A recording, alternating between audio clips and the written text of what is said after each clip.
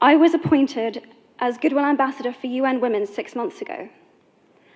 And the more I've spoken about feminism, the more I have realized that fighting for women's rights has too often become synonymous with man-hating. If there is one thing I know for certain, it is that this has to stop.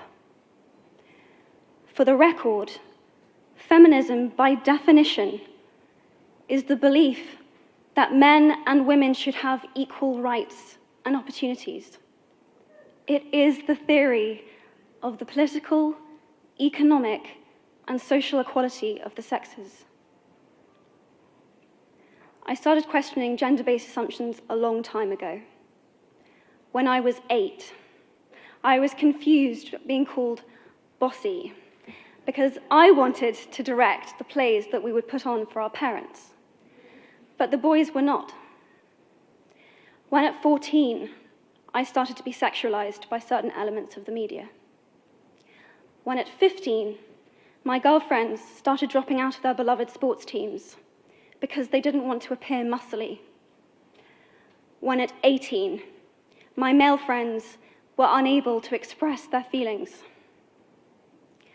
I decided that I was a feminist, and this seemed uncomplicated to me. But my recent research has shown me that feminism has become an unpopular word. Women are choosing not to identify as feminist. Apparently, I am among the ranks of women whose expressions are seen as too strong, too aggressive, isolating, and anti-men, unattractive even. Why has the word become such an uncomfortable one? I am from Britain, and I think it is right that I am paid the same as my male counterparts. I think it is right that I should be able to make decisions about my own body. I think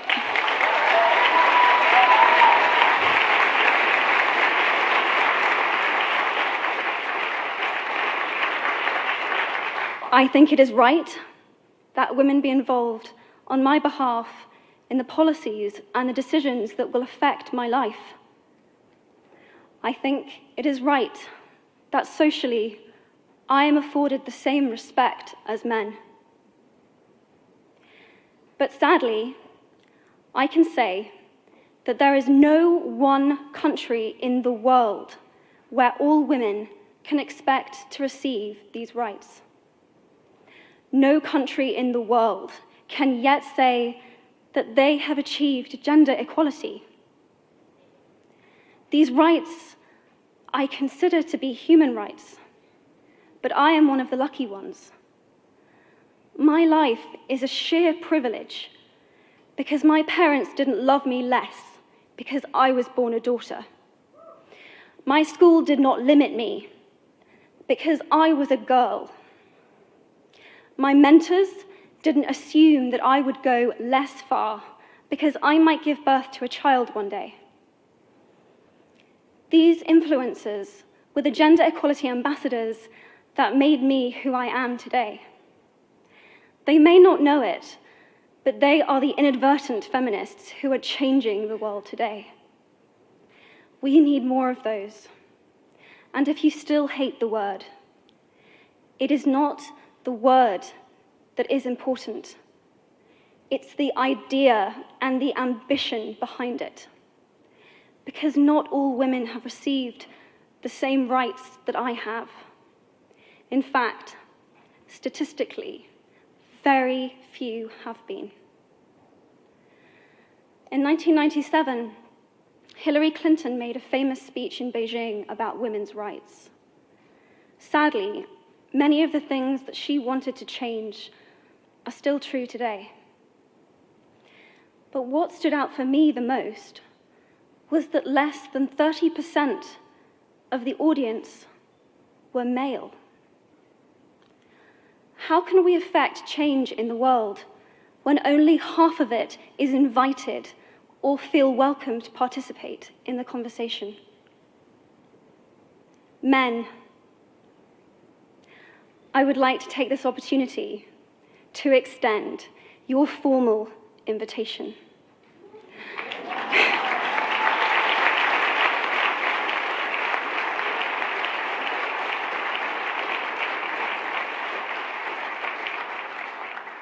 Gender equality is your issue too. Because to date, I've seen my father's role as a parent being valued less by society, despite my needing his presence as a child as much as my mother's.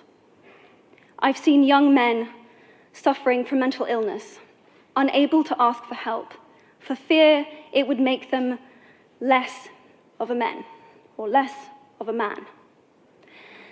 In fact, in the UK, suicide is the biggest killer of men between 20 to 49, eclipsing road accidents, cancer, and coronary heart disease.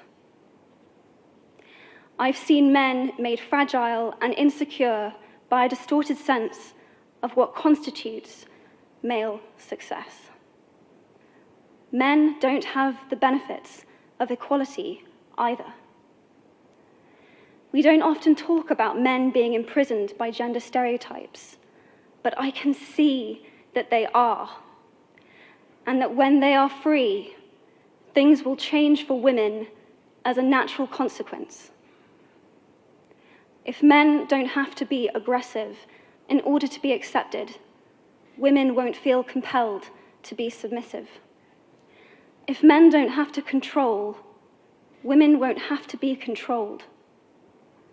Both men and women should feel free to be sensitive. Both men and women should feel free to be strong. It is time that we all perceive gender on a spectrum instead of two sets of opposing ideals.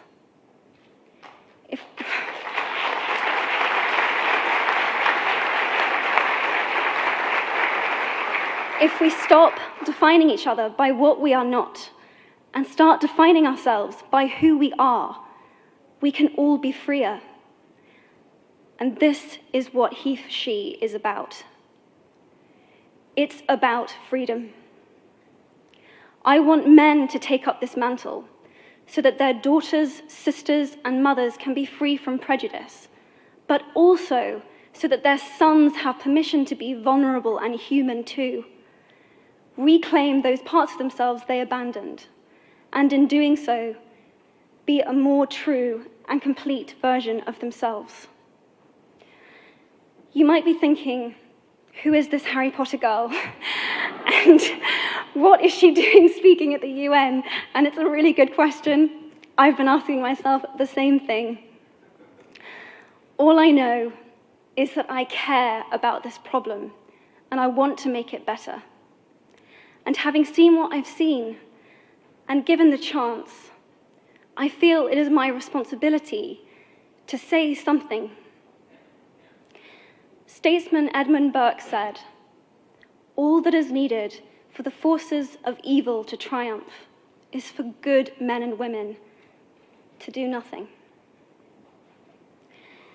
In my nervousness for this speech, and in my moments of doubt, I've told myself firmly, if not me, who? If not now, when?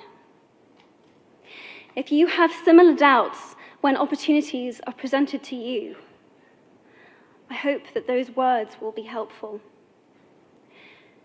Because the reality is that if we do nothing, it will take 75 years, or for me to be nearly 100, before women can expect to be paid the same as men for the same work. 15.5 million girls will be married in the next 16 years as children. And at current rates, it won't be until 2086 before all rural African girls can have a secondary education. If you believe in equality, you might be one of those inadvertent feminists that I spoke of earlier. And for this, I applaud you. We are struggling for a uniting word, but the good news is that we have a uniting movement. It is called HeForShe. I am inviting you to step forward, to be seen, and to ask yourself, if not me, who? If not now, when? Thank you very, very much.